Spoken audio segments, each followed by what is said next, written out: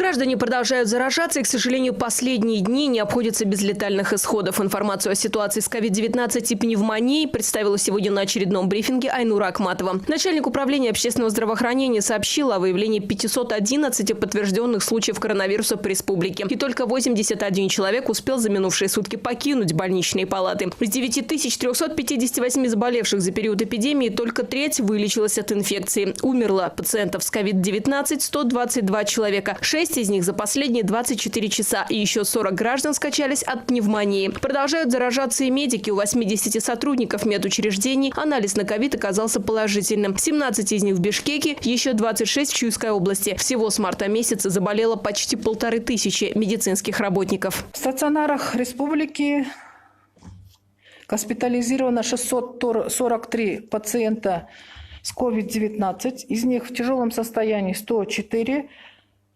Находятся на лечении в реанимационных отделениях 24 пациента.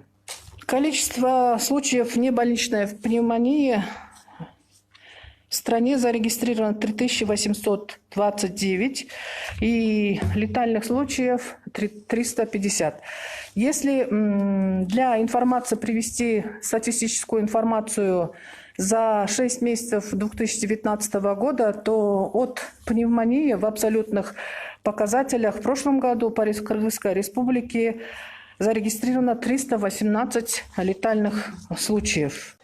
В Минздраве отметили, что активно ведут мобилизацию всех медицинских работников. Ранее, напомним, такое поручение дал премьер-министр республики Кубатбек Боронов. Врачи отзывают из трудовых отпусков. В столицу были стянуты медики из регионов. Вернулись некоторые врачи, работавшие за рубежом. Кроме этого, силами правительства и волонтерских организаций идет оснащение дополнительно открытых стационаров и препаратами, и прежде всего оборудованием для получения кислорода. А вот решение о поставках в страну препарата Авифавир, официально зарегистрированного в России как обладающего прямым противовирусным действием и показавшим эффективность при клинических испытаниях против COVID-19, в Минздраве еще обсуждается. В средствах массовой информации были такие вопросы, как что в Казахскую республику были поставлены противовирусные препараты, как, например, Авифавир со стороны Российской Федерации. И да, на прошлой неделе, как вам известно, были представители Российской Федерации во главе с руководителем делегации, заместителем Роспотребнадзора Смоленским Вячеславом Юрьевичем. Этот вопрос, там были представители и научно-исследовательского института имени Бакулева, реаниматологи. И этот вопрос тоже по Авифавиру поднимался. Этот вопрос обсуждается. Наш экспертно-консультативные группы, в составе которых есть кандидаты медицинских наук, доктора, профессора, тоже рассматривают этот вопрос. И в Министерстве здравоохранения этот вопрос обсуждается с Российской Федерацией. У министра здравоохранения Сабирджана Абдикаримова внебольничная пневмония, а у его заместителя Нурболота Усимбаева подтвердился коронавирус. Об этом сегодня также сообщила Айнура Акматова. У обоих состояние средней тяжести. Они получают лечение. По стране работает 178 мобильных бригад. Минздрав рассказал, где больше всего команд, которые выезжают на дом к пациенту, чтобы осмотреть его и оказать первичную медицинскую помощь. Больше всего таких спецгрупп в Бишкеке – 40, еще 32 в Чуйской области. Столько же в Волжской и Джалалабадской областях, в Иссыкульской, Таласской и Нарынской – 8, 9 и 12 соответственно. В каждой машине врач, эпидемиолог, лаборант. 627 миллионов долларов Кыргызстану согласились предоставить в качестве помощи международные финансовые институты и доноры. Об этом сегодня сообщил Эркин Асрандиев. На сегодня из этих денег уже поступил 321 миллион долларов. Еще 306 будут переведены республике в ближайшее время. При этом чуть более 165 миллионов долларов – это грант, 461 миллион – это кредит. Условия по нему разные, сроки от 10 до 20 лет, процентные ставки от 0,7 до 1,5%. Есть и льготные периоды на погашение основных сумм. Всего 7 институтов, от которых эта помощь поступает. По выделению каждой суммы идут тщательные переговоры, составляются соглашения, проводятся ратификации. Поступило 242 миллиона от Международного валютного фонда, 50 миллионов от Азиатского банка развития, 2 миллиона от Всемирного банка и от Евросоюза 27 миллионов долларов. Итого 321 миллион, из которых израсходовано уже 171 миллион долларов. Из поступившей суммы 320 миллионов мы фактически использовали, то есть израсходовали 173 миллиона. Вот 173 миллиона, они израсходованы. Из них первый транш Международного валютного фонда 121 миллион, 50 миллионов Азиатского банка развития использовано и 2 с лишним миллиона долларов от Всемирного банка – это уже израсходованные средства. Остальные средства 148 миллионов, то есть 321 минус 173, остальные 148 миллионов они находятся на счетах Центрального казначейства в Национальном банке Кыргызской Республики. И эти ресурсы пока не расходовались. Деньги эти расходуются по нескольким направлениям. Часть из них, как, например, помощь от Всемирного банка, выделены на нужды Минздрава в борьбе с коронавирусной инфекцией. 2 миллиона долларов уже использовано на приобретение изделий медназначения, лекарств и оборудования, в том числе 13 машин скорой помощи. Солидная часть полученных средств пошла на поддержание бюджета. Из поступивших денег 170 миллионов пошли на покрытие бюджетных расходов. Это зарплаты, соцотчисления, трансферты соцфонду, трансферты фонду обязательного медицинского страхования. Еще 3 миллиона использованы на пополнение запасов фонда госмотрезервов, а также на продуктовые пакеты и прочую помощь населению, оказавшемуся в трудной жизненной ситуации. Конкретно на такие продуктовые наборы израсходовали 1 300 000 долларов, также из заимствованных денег. В целом из 170 миллионов долларов 84% ушли на покрытие защищенных социальных статей. В целом сейчас можно выделить два основных направления. Это бюджетная поддержка. Всем известно, что в связи с кризисной ситуацией происходят очень большие выпадения по доходной части. Мы не добираем доходов, и в связи с этим большая часть получаемой помощи она идет на покрытие бюджетных расходов.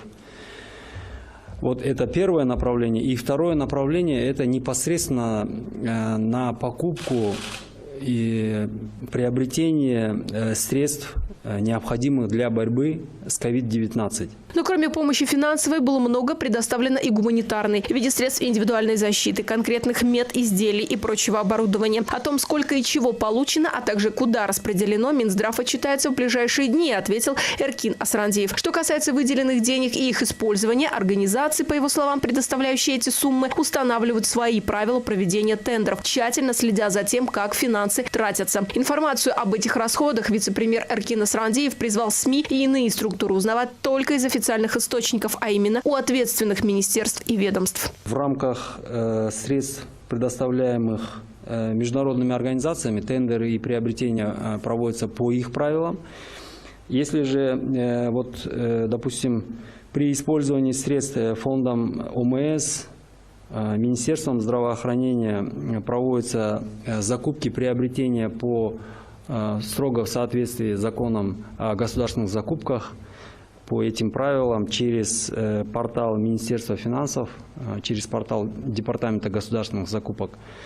Эта информация также публикуется.